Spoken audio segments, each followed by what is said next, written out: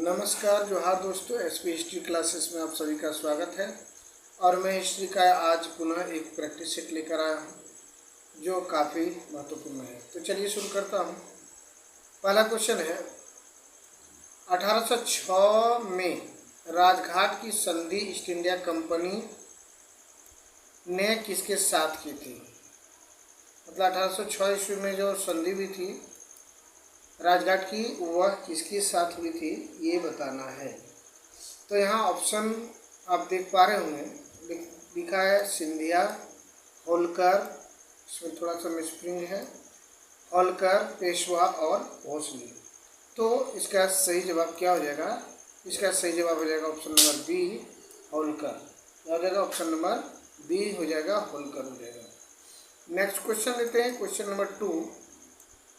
और जैसे कि आप देख पा रहे होंगे क्वेश्चन नंबर 2 में आप यहाँ मिलान करने के लिए दिया जा रहा है कि मैच करना है। सूची ए को सूची बी में सम्मिलित कीजिए और नीचे दिए कोड के सहयोग से आंसर देना है। यानी कि एक तरफ की राज हड़प कौन समय में कौन सा राज हड़पा गया था उसका दिया गया है। तो यहाँ मिलाते हैं, 17 एक नंबर में है तो इसका क्या हो जाएगा? 1848 में। नागपुर की बात किया जाए तो नागपुर का जो है ये आपका चल जाएगा, नागपुर चल जाएगा 1854 में, 1854 में। उसके बाद झांसी 1853 में हो जाएगा और फिर हो जाएगा आपका सबलपुर 1849 में, यानी कि जेतपुर सबलपुर 1849 में। तो यहाँ हम लोग देख रहे हैं कि 17 1 का 2 1 का 2 यानी कि बी, सॉरी ये मिसप्रिंट हुआ है। तो बी अगर बात करते हैं तो बी किस में है? पहले यहाँ देखिए ऑप्शन नंबर 3 में दिख रहा है। तो यहाँ यानी ये हो जाएगा 1 का बी, यानी 1 का 2, 1 का आपका हो गया 2 और फिर हो जाएगा आपका नागपुर, नागपुर का 4, 2 4, उसके बाद झांसी का 1 हो जाएगा और फिर 3 हो जाएगा। तो ऐसा हमको ऑप्शन में कहीं नहीं है तो मिसप्रिंट हुआ है। तो इसका सही जवाब हो जाएगा 2 4 1 3, यानी कि इसका सही जवाब क्या हो जाएगा? 2 4 1 3 हो जाएगा। चलिए नेक्स्ट क्वेश्चन लेते हैं, क्वेश्चन नंबर 3। जैसे कि आप देख पा रहे होंगे क्या कहता है, देखिए यहाँ कहता है कि हड़प सिद्धांत के तहत निम्नलिखित में से किस रियासत का विलय नहीं किया गया था? यहाँ कौन सा रियासत जो है जिसका विलय नहीं किया गया था?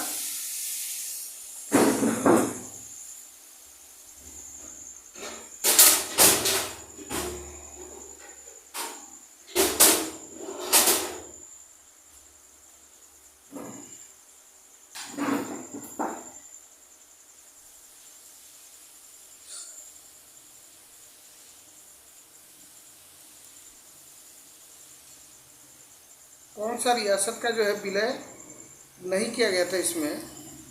तो यहाँ हो जाएगा उदयपुर, बाघाट, सबलपुर और अवध। तो यहाँ आपका जो सही जवाब है वो आंसर नंबर डी सही हो जाएगा, अवध। अवध का विलय जो है हड़प सिद्धांत के तहत नहीं किया गया था, बल्कि यह कुशासन का आरोप लगाकर इसका विलय हुआ था। चलिए नेक्स्ट क्वेश्चन की बात करें, क्वेश्चन नंबर 4। जैसे कि आप यहाँ देख पा रहे होंगे कहता है कि इनमें से कौन सा भारत में पुर्तगालियों की आरंभिक राजधानी रही? कौन सा जो है पुर्तगाली की आरंभिक मतलब सबसे पहला राजधानी रहा था?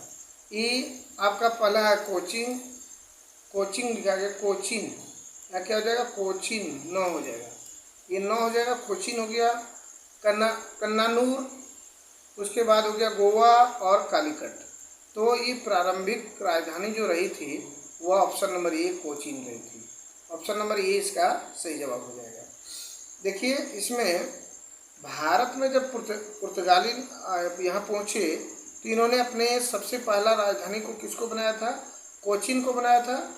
और ये जो है 1503 ईस्वी में पुर्तगालियों ने कोचीन में पहली फैक्ट्री भी स्थापित की थी। पुर्तगालियों का पहला फैक्ट्री भी कोचीन में ही स्थापित हुआ था और ये हुआ था आपका 1503 ईस्वी में। इसके बाद जो है 1505 ईस्वी में दूसरा फैक्ट्री लगा था वह कन्नूर में लगा था।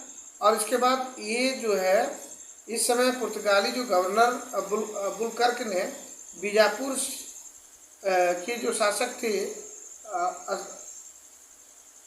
असफ अली खान, उससे आपका बीजापुर को जीता और 1530 में पुर्तगालियों की राजधानी कोचीन के स्थान पर फिर बीजापुर को बनाया गया। चलिए नेक्स्ट क्वेश्चन लेते हैं, क्वेश्चन नंबर 5।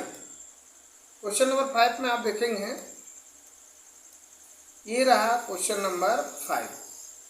जैसे कि आप देख पा रहे होंगे, कहता कि भारत में निम्न में से कौन सी डच, गलत लिखा गया है, डच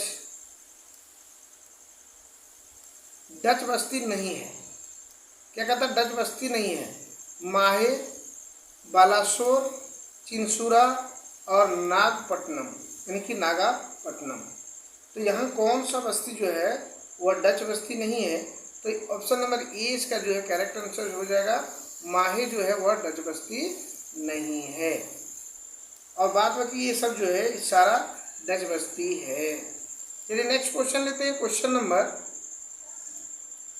6। जैसे कि आप देख पा रहे हैं 6 में क्या है, कहता है कि फ्रांसीसियों द्वारा मद्रास अंग्रेजों को वापस लौटाया गया। मतलब कब जो है फ्रांसीसी ने मद्रास को वापस लौटा दिया गया। इसमें आप देख पा रहे होंगे, इसमें 4 ऑप्शन दिया हुआ है। एक्स-लॉस-शेफील्ड की संधि दिया है जो 1848 में हुई थी। उसके बाद है पांडिचेरी की संधि जो 1854 ईस्वी में हुई थी। उसके बाद है सलवाई की संधि जो 1782 ईस्वी में हुई थी। और मंगलोर की संधि जो है 1784। मतलब ये एक्स-लॉस-शेफील्ड की जो संधि है 1748, पांडिचेरी की संधि 1754, सलवाई की संधि 1782 और मंगलोर की संधि 1784। तो किसके तहत ये वापस लौटा दिया गया था? तो इसका सही जवाब हो जाएगा ऑप्शन नंबर ए। क्या हो जाएगा? ऑप्शन नंबर ये इसका राइट आंसर हो जाएगा। चलिए नेक्स्ट क्वेश्चन लेते हैं, क्वेश्चन नंबर 7। कहता कि बेसिन की संधि कौन सी आंग्ल मराठा युद्ध से संबंधित है? प्रथम आंग्ल मराठा युद्ध, द्वितीय आंग्ल मराठा युद्ध, तृतीय आंग्ल मराठा युद्ध और चतुर्थ आंग्ल मराठा युद्ध। बेसिन की संधि जो है कौन सा मराठा युद्ध से संबंधित है? तो ये ऑप्शन नंबर इसका बी जो है सही हो जाएगा, द्वितीय आंग्ल मराठा युद्ध से संबंधित है। नेक्स्ट क्वेश्चन लेते हैं, क्वेश्चन नंबर 8। जैसे कि आप देख पा रहे होंगे, क्या कहता है कि 1799 में टीपू की मृत्यु, यानी कि टीपू सुल्तान की मृत्यु के बाद मैसूर की गद्दी पर वेलेजली ने किसे बिठाया हो जाएगा यहाँ।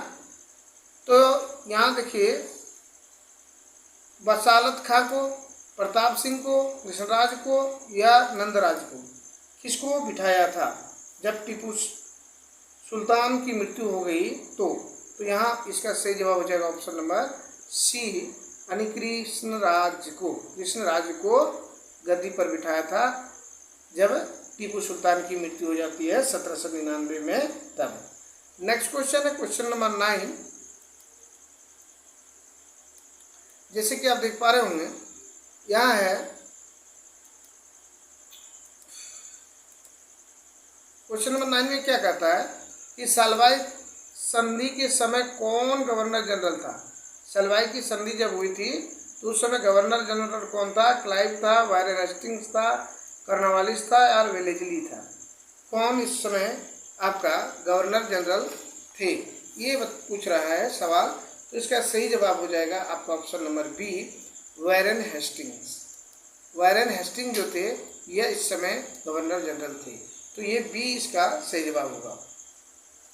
ये जो संधि हुई थी, देखिए 17 मई 1782, कब? 17 मई 1782 को मराठा और अंग्रेजों के बीच सलवाई की संधि हुई थी।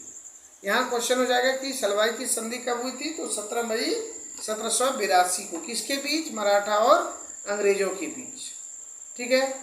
और ये जो सलवाई की संधि सिंधिया ने अंग्रेजों और मराठों के बीच मध्यस्थता की भूमिका निभाई थी। ये दोनों के बीच जो कड़ी का काम किया था वो सिंधिया ने किया था, और अगले 20 वर्ष तक दोनों में शांति बनी रही थी। तो आज 9 महत्वपूर्ण क्वेश्चन लगा। अगर क्वेश्चन अच्छा लगे तो क्वेश्चन को एक बार लाइक, लेकिन वीडियो को एक बार लाइक, शेयर और कमेंट जरूर कीजिएगा। और चैनल पर पहली बार है तो चैनल को सब्सक्राइब करना ना भूलें, ताकि इस तरह का वीडियो आपको सबसे पहले पहुंचे। चलिए मिलते हैं नेक्स्ट वीडियो में, तब तक के लिए धन्यवाद।